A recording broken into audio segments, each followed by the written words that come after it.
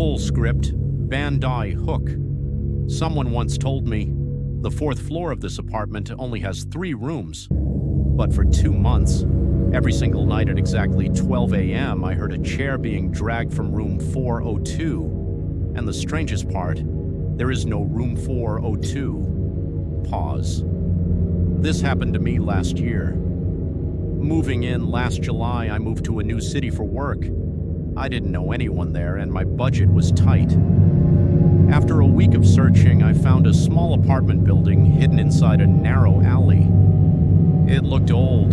Paint was peeling. The hallway lights flickered sometimes. But the rent was cheap, really cheap, so I took it. My room was on the 4th floor, room 401. At the end of a long, quiet hallway, right next to me, was room 402. At least, that's what I thought.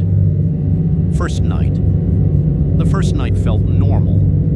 I unpacked my things, took a shower, and went to bed early. Around midnight, I suddenly woke up.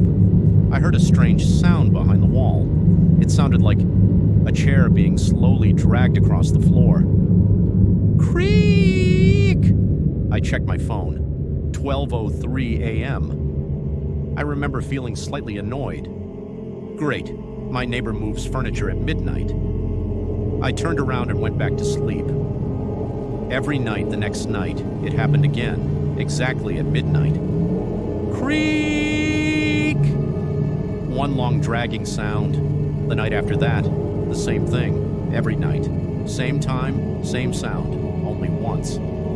It never happened during the day, never happened in the morning, only at 12 a.m.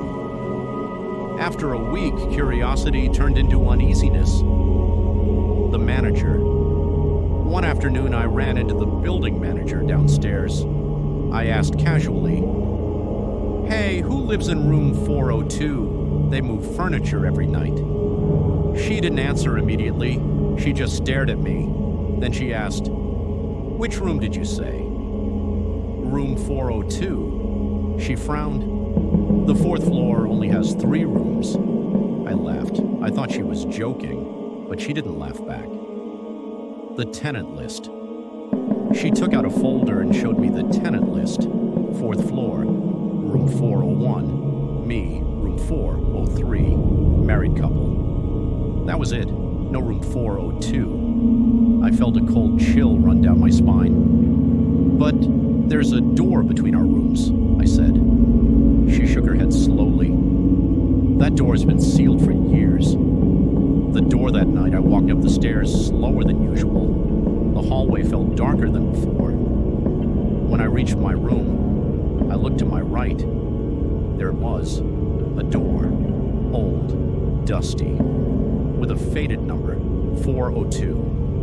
I had walked past it every day and never questioned it, until now. The test night. That night I decided to stay awake. I turned off the lights and sat on my bed. 11:58 p.m. My heart was beating fast. 11:59 p.m. I pressed my ear against the wall. 12 a.m. Creak! The sound exploded right next to my head. Louder than ever before. Slow, heavy, like someone dragging a wooden chair across concrete. I jumped back. My hands were shaking. There was no doubting it. Something was inside that room. The neighbors. The next morning, I knocked on room 403. The husband opened the door. I asked quietly, "Do you ever hear noises at midnight?" His face went pale. "You hear it too?"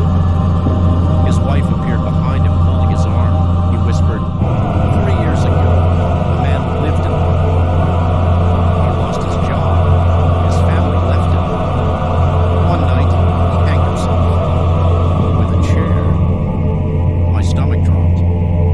"The room was sealed after that," he said, "but every night, he drags the chair back." Ending. I moved out a week later, but sometimes, when the clock hits midnight, I still wake up, expecting to hear it. Creak outro. Do you believe in rooms that don't exist?